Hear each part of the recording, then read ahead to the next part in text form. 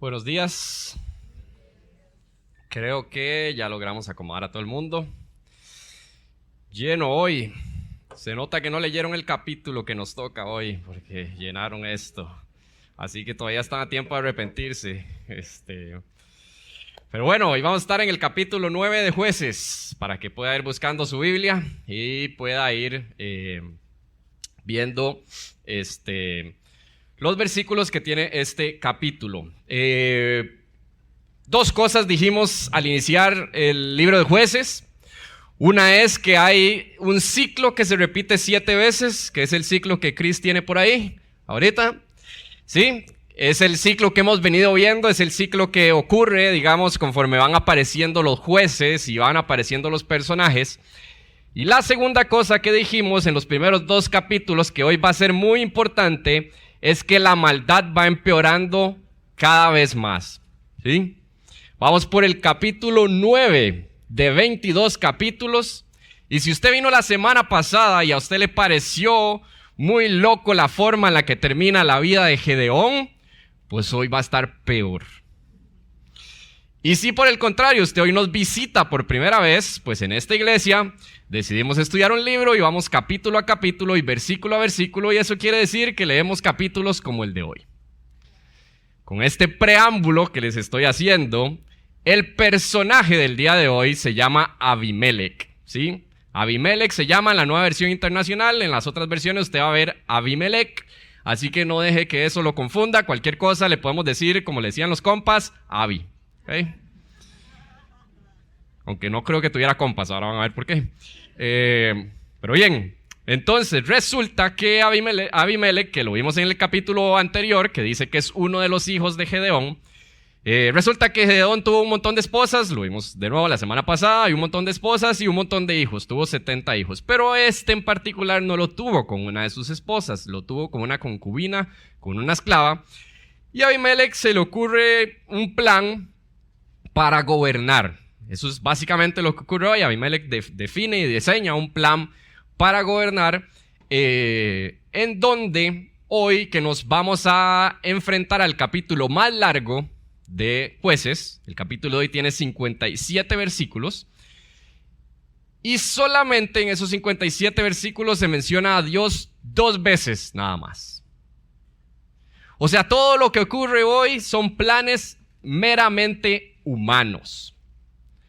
Y las 2 veces que se menciona a Dios, se menciona para hablar de la justicia de Dios. Es Dios emitiendo un juicio contra estas personas. Nada más. Así que hoy, mientras que vamos viendo lo que sucede en la vida de Abimelech, lo que podemos ir viendo es que este plan que él tenía para reinar él, en realidad es un plan que lo que hace es que reine el pecado por sobre este pueblo, por sobre esta gente, por sobre todo lo que está ocurriendo.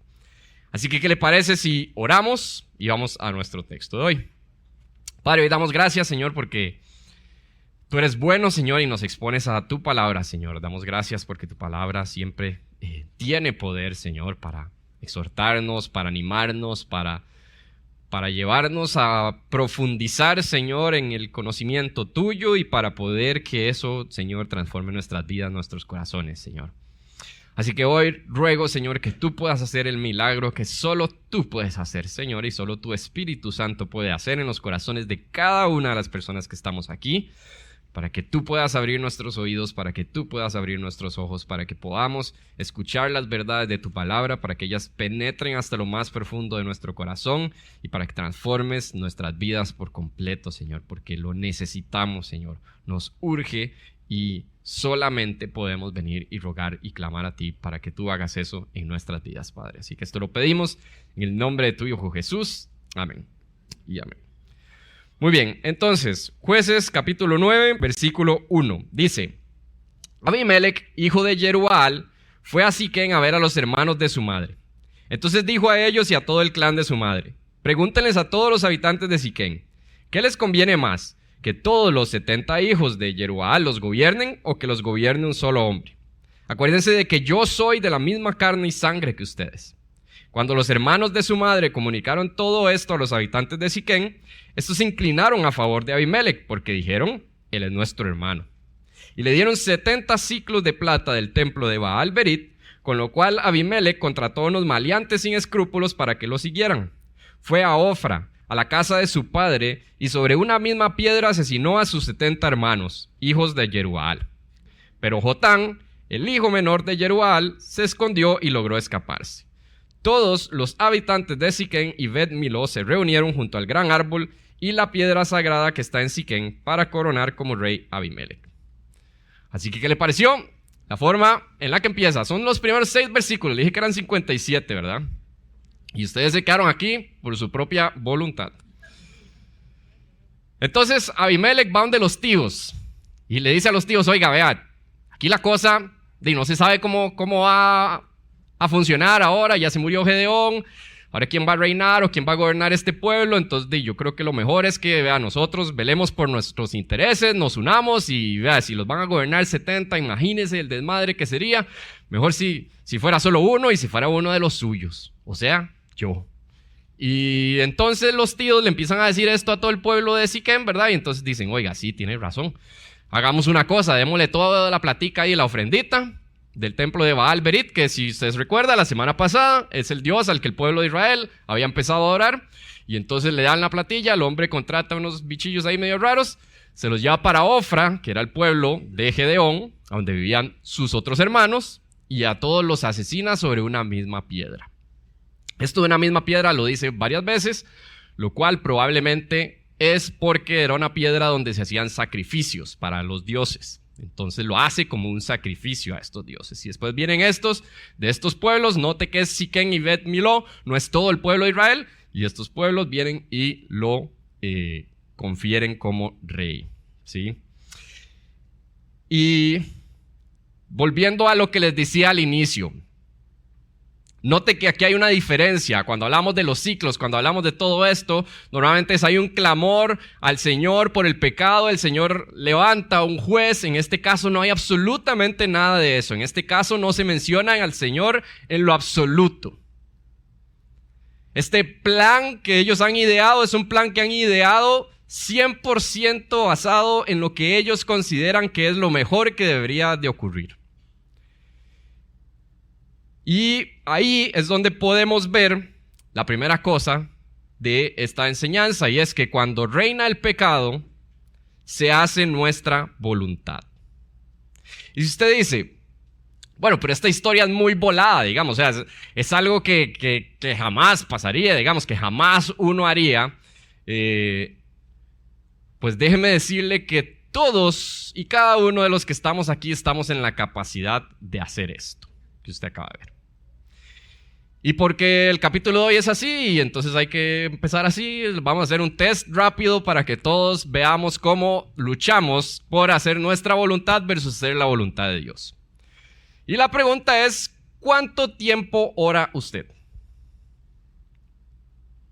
Esa pregunta nos puede dar una idea de cuánto hacemos usted y yo nuestra voluntad y cuánto hacemos la voluntad del Señor. Porque eso es matemático, lo que le voy a decir. Si usted ora 5 minutos al día, cuando no se duerme, cuando no se le olvida, cuando no está la vida muy ajetreada, cuando lo que sea que impide que usted pueda orar los 5 minutos que ora, en 5 minutos usted lo que puede orar es por sus necesidades básicas, por las de los que viven con usted y padres e hijos, digamos, si no viven con usted, y por 2 de las 15 personas que usted le ha dicho que va a orar por ellas. Eso es todo lo que alcanza en 5 minutos. Si no se queda dormido al tercer minuto, ahí se quedó solo en las necesidades básicas. Entonces, lo que ocurre con esto es que hay muchas cosas en el día que van ocurriendo en las que usted y yo no consultamos al Señor, en las que usted y yo creemos que ahí no es necesario, o que ahí no tiene nada que ver con Dios, o que ahí no lo quiero hacer, porque ahí yo quiero controlar esa parte de lo que va a ocurrir. Y le voy a dar un ejemplo muy sencillo. Ir al supermercado. ¿Cuándo fue la última vez que usted hizo una oración antes de ir al supermercado? Porque, y es gracioso, ¿no? Obviamente, uno piensa, o sea, yo ayer fui al supermercado y lo primero que yo hago es agarrar para la derecha y ahí están las naranjas y yo pienso, ¿hay naranjas en mi casa o no hay naranjas en mi casa? Para hacer el jugo de naranja, porque el jugo de naranja es bueno, tiene vitamina C. Y uno dice, o sea, en esa decisión que tiene que ver el Señor, como que naranjas, ¿llevamos naranjas o no llevamos naranjas? Pero si yo pongo en manos del Señor, si yo le digo, Señor, yo lo que quiero es hacer tu voluntad, y yo voy al súper buscándome unas colitas de langosta para tirar a la parrillita ahí el viernes en la noche, ya cuando se acaba la semana laboral y uno dice, qué ganas de bajar las revoluciones, tirar ahí o una costillita o tirar ahí un ribeye o lo que sea que le empiece a dar hambre a usted ahorita. ¿Y qué pasa si el Señor lo que pone en mi corazón mientras yo voy ahí con el carrito es que en lugar de comprar las colitas de langosta, ¿por qué no mejor yo agarro otra bolsita de arroz adicional para llevársela el viernes en la noche a aquella persona que Dios acaba de poner en mi corazón? Lo que pasa es que nada tiene malo las colitas de langosta, ¿no? El tema es que si realmente Dios reina en mi vida, hacer su voluntad es mucho más mi anhelo que comerme las colitas de langosta. Ese es el tema que estamos hablando aquí. Es la prioridad que tiene en mi vida hacer la voluntad de Dios por encima del descanso que quiero tener el viernes en la noche o de lo que yo me quiero comer ese día en particular. Y usted podría decir, bueno, pero es que qué exagerado, pero ese es precisamente el punto, que conforme usted y yo vamos tomando más decisiones solos, conforme usted y yo vamos tomando más decisiones de acuerdo a nuestra voluntad, más nos olvidamos de hacer la voluntad de Dios. ¿O usted cree que Abimelech se levantó un día y dijo, qué ganas de matar a mis hermanillos? O sea, puede ser, no nos lo dice la historia, puede ser que Abimelech llegó y vio aquel momento en el que el pueblo de Israel le dice a Gedeón, gobiérnanos y que nos gobiernen tus hijos y los hijos de tus hijos, y al hombre se le encendió la velita y dijo, mi papá podría ser el primer rey de Israel, se imagina qué bueno, cómo podríamos acumular todos estos tesoros y luego yo podría ver cómo hago con mis hermanillos. Podría ser que Abimelech más bien tenía miedo, que dijo, oiga, yo soy el hijo ilegítimo, estos se van a dejar toda la herencia, me van a dejar a mí sin nada, entonces yo tengo que idearme algo, yo tengo que pensar en la forma en la que yo voy a poder hacer esto. Y entonces dice, ok, listo, bueno, ¿qué hago? Di nada, voy a donde mis tíos, voy a donde los míos, y les echo una hablada ahí de que somos de los mismos y que vamos a hacer junta para hacer este equipo y para ver cómo hacemos para que eso reine. Y nunca consultar al Señor, nunca involucrarlo. ¿Y por qué?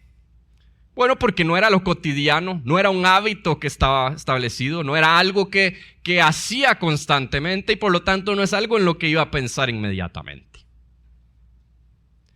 Y eso es lo que tiene que ser nuestra reflexión con respecto a esto hoy, es levantemos alertas de todas aquellas cosas que van pasando durante nuestro día en las que usted y yo no estamos involucrando al Señor, porque conforme más eso pasa, más fácilmente usted y yo podemos dejar que el pecado reine en nuestras vidas. Es decir, esto no es algo que explota de la noche a la mañana, esto es todas esas pequeñas decisiones donde usted y yo vamos haciendo nuestra voluntad y después el hábito mismo me hace pensar que no tengo que involucrar al Señor en esta cosa. Y cuando en realidad nuestro corazón es egoísta y es engañoso. Y por eso usted y yo necesitamos involucrar a Dios en nuestras decisiones. Versículo 7 dice, cuando Jotán se enteró, subió a la cima del monte Gerizim y les gritó bien fuerte. Escúchenme, habitantes de Siquén, para que Dios los escuche a ustedes. Un día los árboles salieron a ungir un rey para sí mismos y dijeron al olivo, reina sobre nosotros. Pero el olivo respondió, ¿he de renunciar a dar mi aceite con el cual se honra a los dioses y a los hombres para ir a mecerme sobre los árboles? Después los árboles dijeron a la higuera, reina sobre nosotros. Pero la higuera respondió, ¿he de renunciar a mi fruto tan bueno y dulce para ir a mecerme sobre los árboles? Luego los árboles dijeron a la vid, reina sobre nosotros. Pero la vid les respondió, ¿he de renunciar a mi vino que alegra a los dioses y a los hombres para ir a mecerme sobre los árboles? Por último, todos los árboles dijeron al espino, reina sobre nosotros. Pero el espino respondió a los árboles, Si de veras quieren ungirme como su rey, vengan y refúgiense bajo mi sombra. Pero si no, que salga fuego del espino y consuma los cedros del Líbano. Ahora bien, ¿han actuado ustedes con honradez y sinceridad al coronar rey a Abimelec? ¿Han sido justos con Jerubbaal y su familia y lo han tratado como se merecía? Mi padre luchó por ustedes y arriesgando su vida los libró del poder de los madianitas. Pero hoy ustedes se han rebelado contra la familia de mi padre. Han matado a sus 70 hijos sobre una misma piedra y han hecho de Abimelec, hijo de su esclava, el rey de los habitantes de Siquén, solo porque él es pariente de ustedes. Si hoy han actuado con honradez y sinceridad hacia Jerubbaal y su familia, que sean felices con Abimelec y que también él lo sea con ustedes. Y si no, habitantes de Siquén y Bet Miló, que salga fuego de Abimelec y los consuma a ustedes, y que salga fuego de ustedes y consuma a Abimelec. Luego Jotán escapó, huyendo hasta Ver. Allí se quedó a vivir porque le tenía miedo a su hermano Abimelec. Entonces Jotán se sube a este monte y lanza una maldición a este grupo de personas. Y empieza con una parábola que la tuve que leer como 10 veces para entenderla, así que si usted no entendió, no se preocupe, porque empieza y uno dice, ¿por qué tiene tantos personajes y qué está hablando? Pero básicamente lo que está diciendo es, al final, el espino es lo último que les quedaba. Y el espino es Abimelec. Y entonces el espino le dice a los árboles, oiga, sí, yo los reino, está bien, pero ustedes tienen que venir a refugiarse bajo mi sombra. Cosa que un espino no tiene sombra. Y que si no, entonces él va a hacer que ardan todos los cedros del Líbano, básicamente. Y lo que Jotán viene y confronta a estas personas con su pecado, de lo que les dice es, oiga, vea, si ustedes querían honrar a mi papá y a su familia y querían hacer algo muy bueno, pues que les vaya bien con Abimelec. Pero si no, que él los consuma a ustedes y que ustedes lo consuman a él. O sea, que arda Roma, básicamente. Y luego jaló porque tenía miedo. Entonces, cuando reina el pecado, hay maldición. Y cuando uno habla de la palabra maldición, muchas veces la cabeza donde se puede ir es a pensar en el compita ese de Ghana que andaba en el mundial ahí tirándole talco así y le tiraba talco a la gente.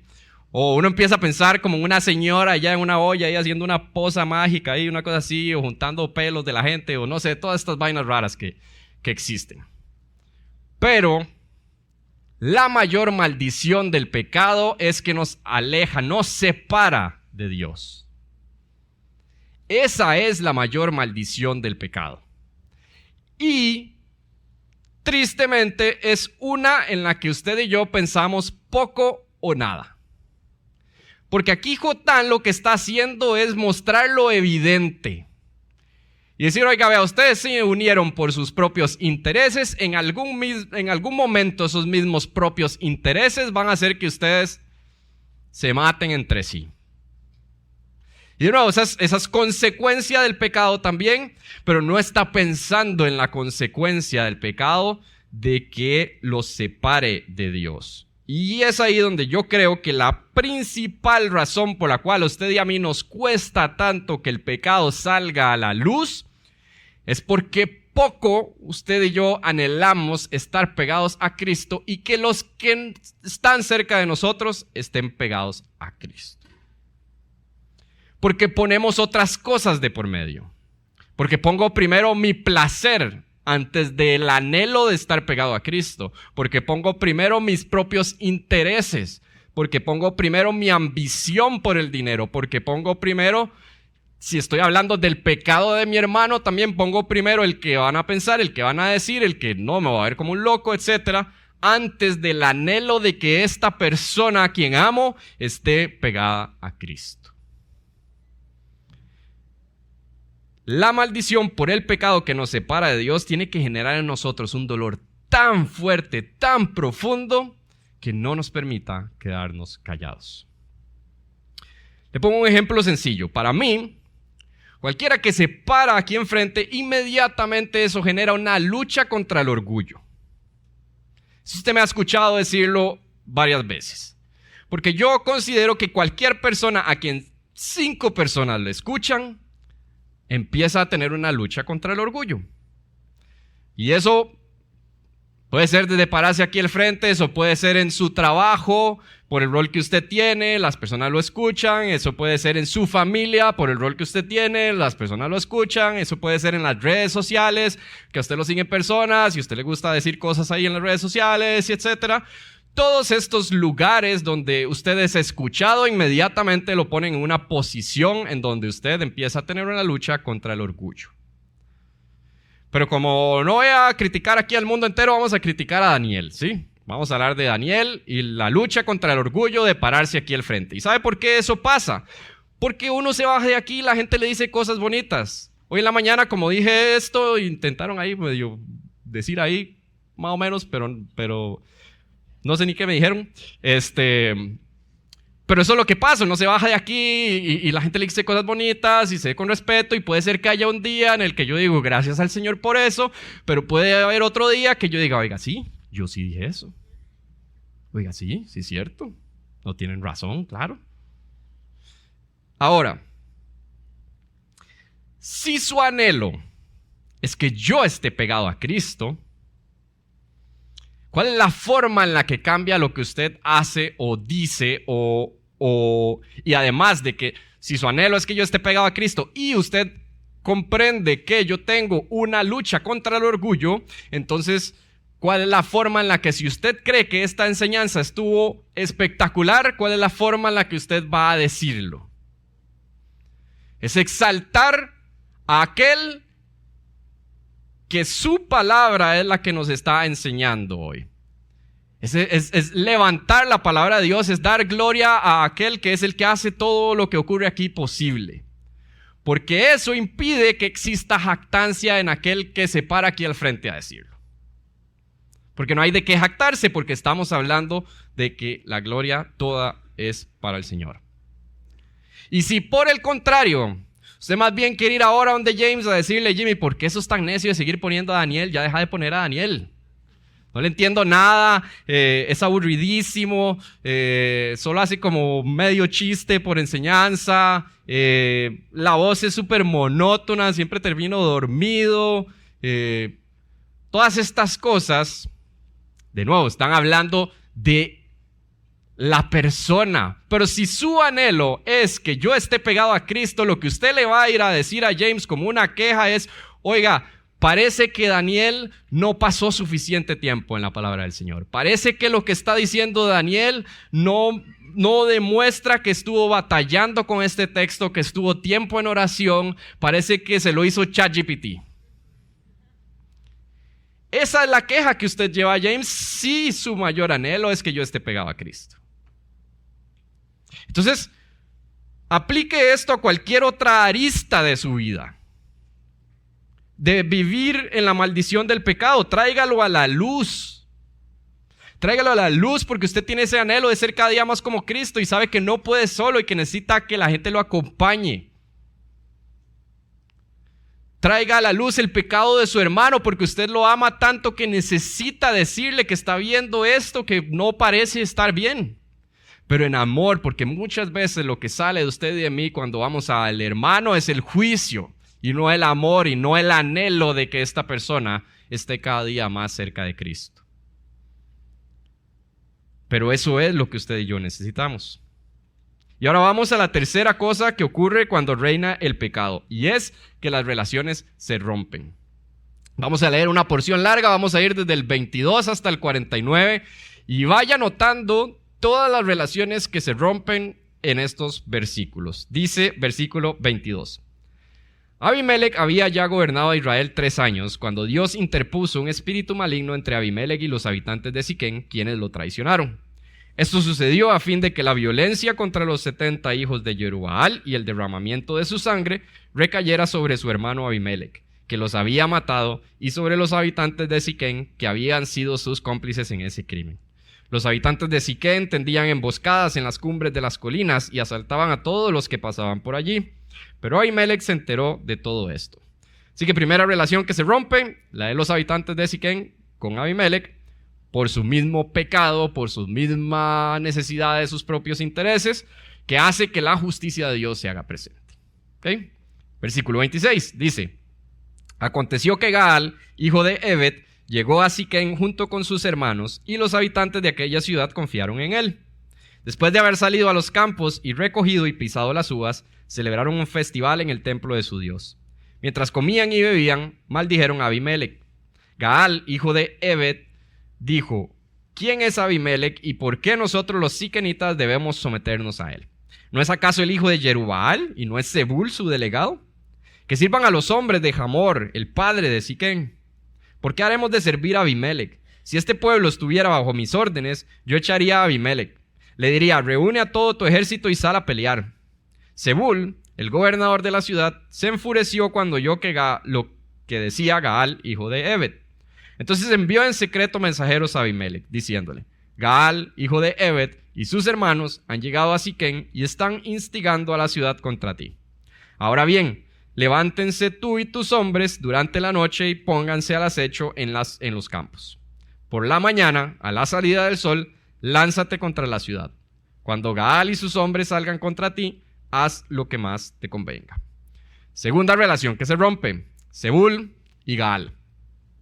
Amiguitos, se iban a echar los vinitos juntos, pisaron las uvas, se fueron y hicieron un festival, un fiestón, pero después, cuando ya el hombre empezó a decir: no, aquí hay que hacer la guerra, separados, cada quien a lo que más le convenía. ¿Sí? Versículo 34, dice: así que Abimelec y todo su ejército se levantaron de noche y se pusieron al acecho cerca de Siquem, divididos en 4 compañías. Gaal, hijo de Ebed, había salido y estaba de pie a la entrada de la puerta de la ciudad, precisamente cuando Abimelec y sus soldados salían de donde estaban al acecho. Cuando Gaal los vio, dijo a Zebul: mira, viene bajando gente desde las cumbres de las colinas. Confundes con gente las sombras de las colinas, respondió Zebul. Pero Gaal insistió diciendo: mira, viene bajando gente por la colina central, y otra compañía viene por el camino de la encina de los adivinos. Entonces Zebul dijo: tú decías: ¿quién es Abimelec para que nos sometamos a él? Pues bien, ¿dónde están ahora tus fanfarronerías? ¿No son esos los hombres que tú despreciabas? Sal y lucha contra ellos. Gaal salió al frente de los habitantes de Siquem y peleó contra Abimelec. Pero éste los persiguió, y en la huida muchos cayeron muertos por todo el camino hasta la entrada de la puerta. Abimelec se quedó en Aruma, y Zebul expulsó de Siquem a Gaal y a sus hermanos. Al día siguiente, el pueblo de Siquem salió a los campos y fueron a contárselo a Abimelec. Entonces Abimelec tomó a sus hombres, los dividió en 3 compañías y se puso al acecho en los campos. Cuando vio que el ejército salía de la ciudad, se levantó para atacarlo. Abimelec y las compañías que estaban con él se apresuraron a ocupar posiciones a la entrada de la puerta de la ciudad. Luego 2 de las compañías arremetieron contra los que estaban en los campos y los derrotaron. Abimelec combatió contra la ciudad durante todo aquel día hasta que la conquistó, matando a sus habitantes. Arrasó la ciudad y esparció sal sobre ella. Al saber esto, los señores que ocupaban la torre de Siquem entraron en la fortaleza del templo de El Berit. Cuando Abimelec se enteró de que ellos se habían reunido allí, él y todos sus hombres subieron al monte Salmón. Tomó un hacha, cortó algunas ramas y las puso sobre los hombros. A los hombres que estaban con él les ordenó: rápido, hagan lo mismo que me han visto hacer. Todos los hombres cortaron ramas y siguieron a Abimelec hasta la fortaleza, donde amontonaron las ramas y les prendieron fuego. Así murió toda la gente que estaba dentro de la torre de Siquem, que eran como 1000 hombres y mujeres. Tercera relación que se rompe, que estos no eran amigos, pero que evidentemente está rota por el pecado, es la de Gaal y Abimelec. ¿Por qué? Porque los dos deseaban el poder.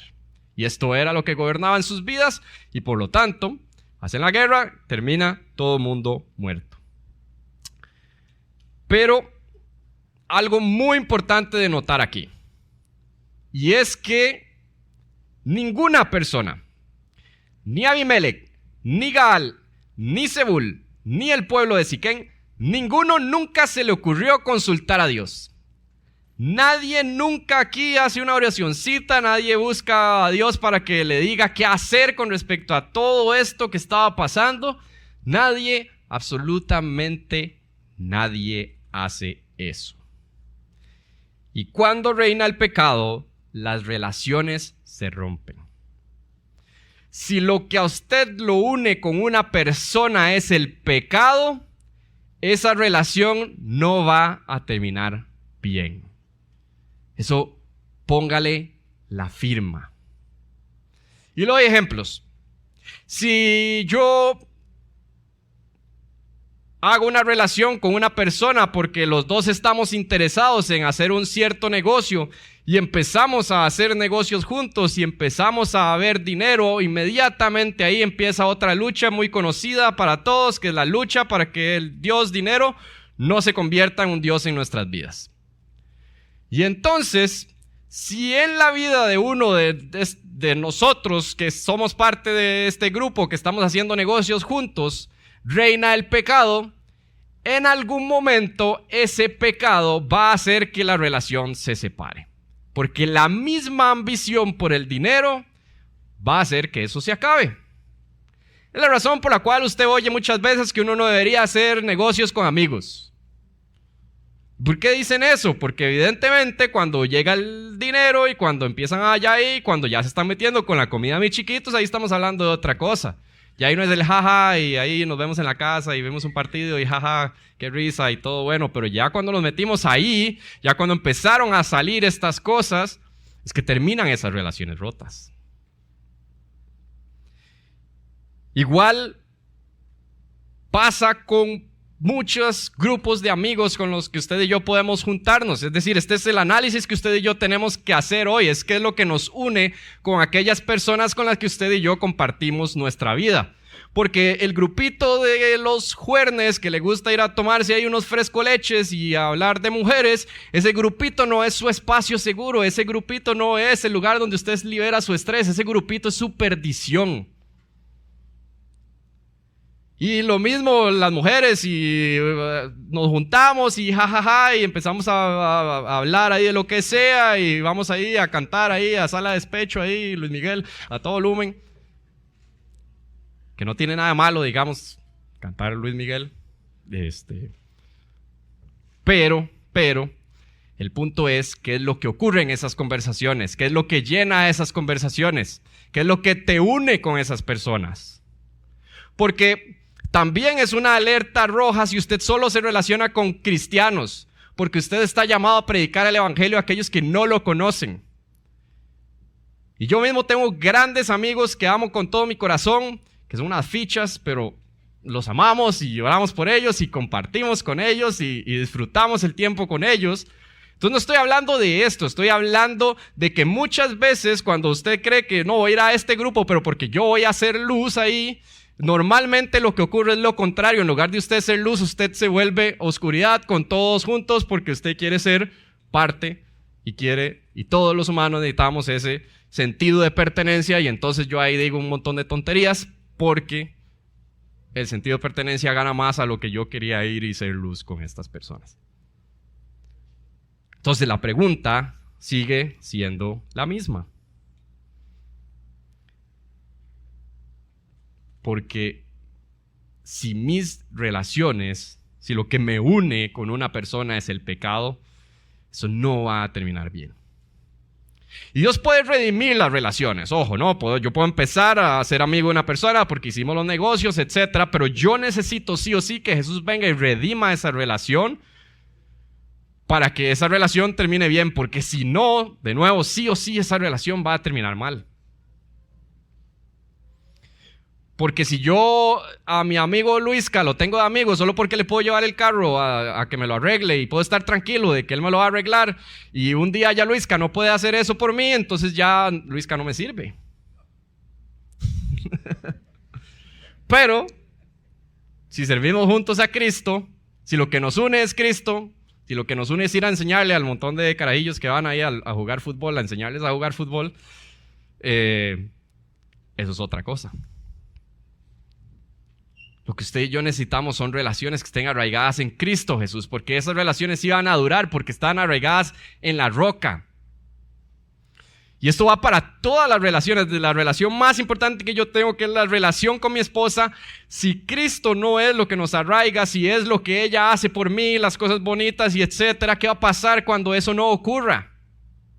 O no pueda ocurrir. Esa es la pregunta que hoy tenemos que hacer y el análisis que hoy tenemos que hacer con respecto a las relaciones que usted y yo tenemos con aquellos que nos rodean. Versículo 50. Ojo cómo termina la vida de Abimelec. Dice: después Abimelec fue a Tebes, la sitió y la capturó. Dentro de la ciudad había una torre fuerte, a la cual huyeron todos sus habitantes, hombres y mujeres. Se encerraron en la torre y subieron al techo. Abimelec se dirigió a la torre y la atacó. Pero cuando se acercaba a la entrada para prenderle fuego, una mujer arrojó sobre la cabeza de él una piedra de moler y le partió el cráneo. De inmediato llamó Abimelec a su escudero y ordenó: saca tu espada y mátame, para que no se diga de mí, lo mató una mujer. Entonces su escudero clavó la espada y así murió. Cuando los israelitas vieron que Abimelec estaba muerto, regresaron a sus casas. Fue así como Dios castigó a Abimelec por el crimen que había cometido contra su padre al matar a sus 70 hermanos. Además, Dios hizo que los hombres de Siquem pagaran por toda su maldad. Así cayó sobre ellos la maldición de Jotán, hijo de Jerubbaal. Al leer esta última parte, pensaba una y otra vez y veía los comentarios y leía un montón, porque la gran duda que a mí me quedaba es ¿por qué Abimelec sigue a Tebes? O sea, ¿por qué va a Tebes si la bronca era con Siquem? Y una y otra vez pasaba sobre esta pregunta y el texto no nos dice, y algunos dicen, bueno, es una ciudad que está cerca, evidentemente Tebes estaba cerca de Siquem y toda la cosa, pero más allá de eso, lo que yo veo aquí es esa ambición. De nuevo, el texto no nos lo dice, pero es ese deseo de más, ese deseo de, oiga, ya me eché a los de Siquem, ahora me puedo echar a quien sea. Vámonos de una vez para Tebes porque eso es facilito. Note cómo eso es lo que está llevando aquí, tanto así que quiere hacer el mismo método. O sea, dice, ok, listo, todo el mundo se fue a la torre, ya hasta yo me la sé cómo se hace. Esta es troncos, los quemamos, todo el mundo se muere ahí arriba. Y no contaba con que alguien le iba a tirar una piedra. Y note lo otro que sigue ahí. El orgullo hasta la hora de su muerte. Es decir, ese momento ahí, donde está en los últimos segundos de su vida, lo que pasa por su cabeza es, oiga, no, alguien venga y métame una espada porque nadie puede decir que me mató una mujer. El orgullo ahí hasta en el último segundo. Y nunca hubo arrepentimiento. Y si hay algo claro en la palabra de Dios, aquí en este texto y en toda la Biblia, es que la paga del pecado es la muerte. Voy a pedirle a los músicos que puedan ir pasando, porque Dios no se puede mezclar con el pecado. No hay manera de que esto ocurra.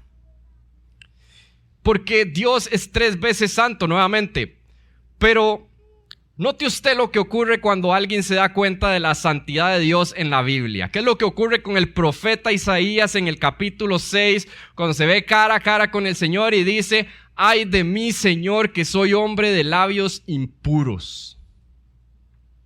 ¿Qué es lo que pasa con Pedro cuando Jesús le dice, oiga, tire las redes? Y Pedro dice, bueno, y démosle otra vez, y saca esa cantidad de pescados increíble. Dice, automáticamente cae de rodillas y dice, aléjate de mí, Señor, que soy pecador.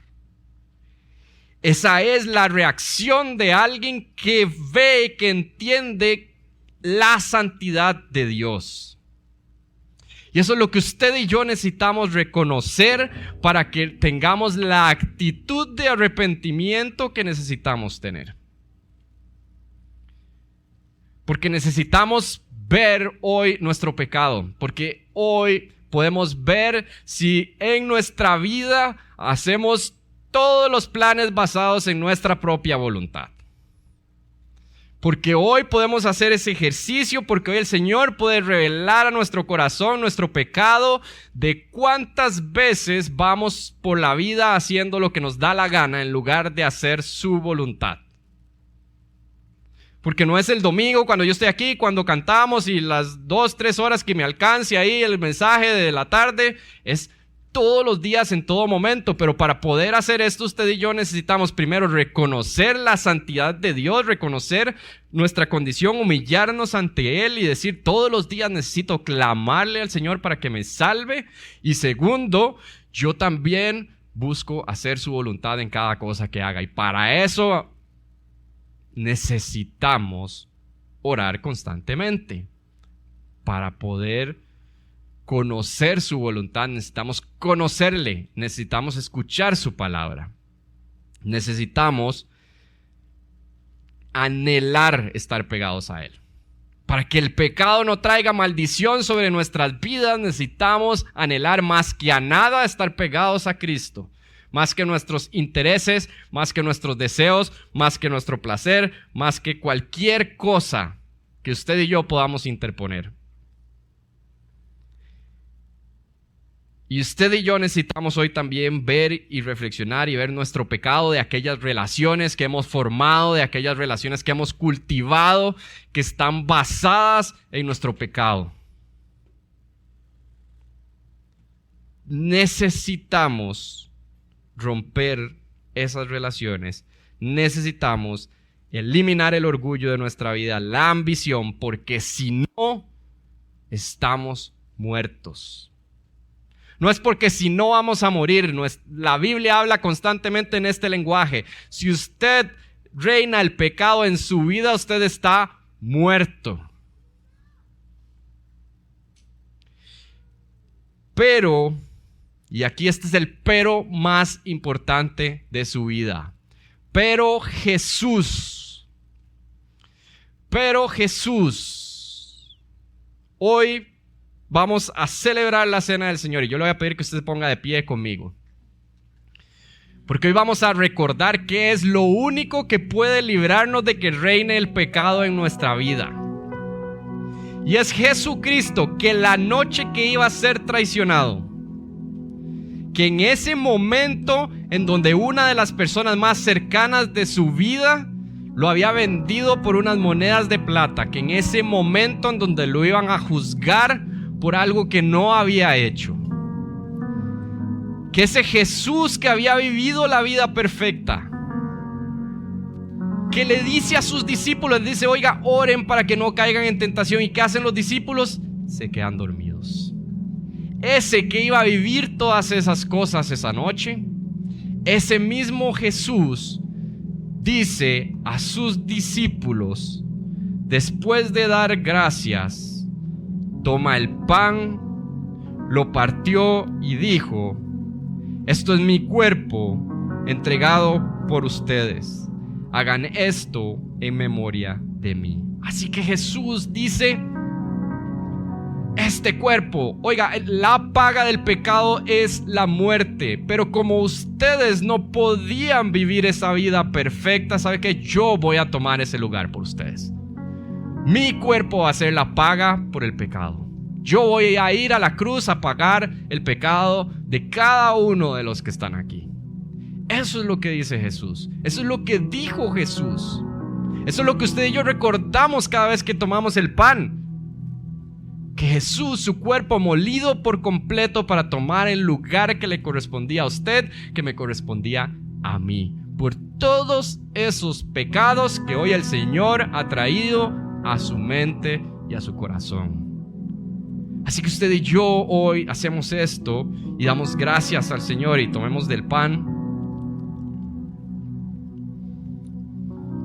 Y dice el texto de 1 Corintios 11, el versículo 25, dice, de la misma manera, tomó la copa después de cenar y dijo, esta copa es el nuevo pacto en mi sangre.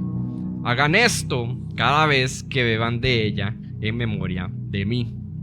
Así que esta copa, la sangre de Cristo derramada por completo, dice que es el nuevo pacto. Y el nuevo pacto es el pacto de la gracia.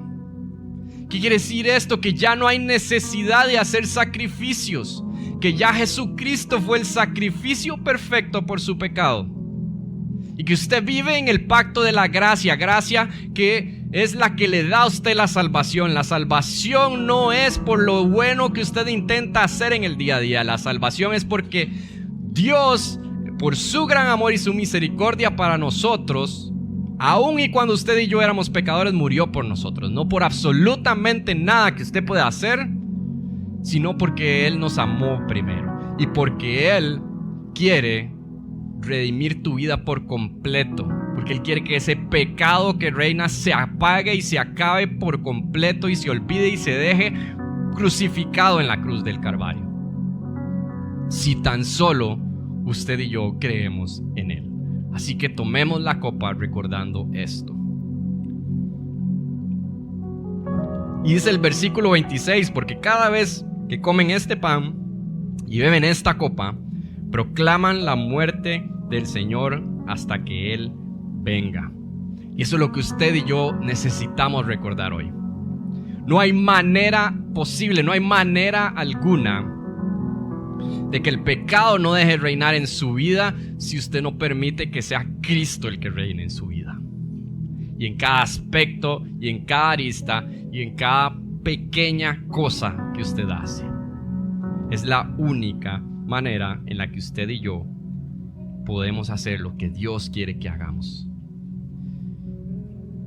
Y hoy, mientras cantamos, quisiera que usted recuerde esto. La canción de hoy nos va a hablar del sacrificio de Jesucristo. La cantamos ahora antes, la vamos a volver a cantar. Y mientras usted canta esto, recuerde todas estas cosas. Recuerde qué es lo que estamos haciendo aquí. No es venir y agarrar una copita, un pancito. Es recordar realmente qué es lo que Cristo hizo por nosotros. Así que adoremos a Él juntos.